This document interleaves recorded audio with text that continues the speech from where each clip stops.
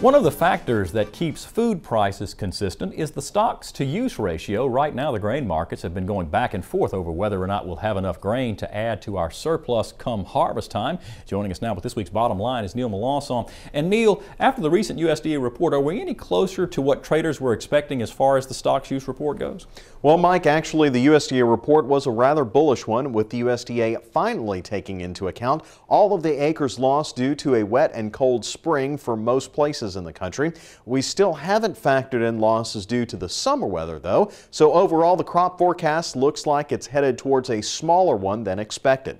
Looking at the figures as of August, the corn crop is expected to be about 100 million bushels less than the trade estimates and about half a billion less than the July figures. Soybeans lost about 200 million bushels, but that was pretty much in line with what the industry expected. The carryout is going to be the biggest number looked at come harvest because that's going to set the tone for the next year's pace, and once again the USDA clipped the amount of grain expected to be in reserve by pretty much the same numbers for both corn and beans.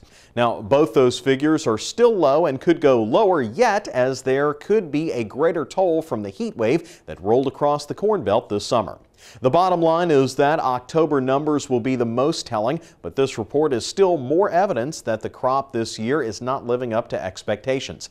I expect we'll see the next report to show an even further drop. However, the one thing I could think of that could lend to a larger carryout this year is the drop in feed usage due to the smaller livestock herd that's at its lowest level since the 1950s. Of course, with the drought in Texas burning up pasture lands, Mike, that may call for more feed grain usage as well. So overall, we've got a lot of support for prices right now. And Neil, it certainly does not look like we're going to get any break at the supermarket anytime soon. Neil Melancon, thanks. And remember, you can listen to Neil's reports on the Louisiana Farm Bureau Radio Network. For a list of stations where you can tune in or listen online, click on over to our website, twilatv.org, and look for the LFB radio link on the left side of the home page.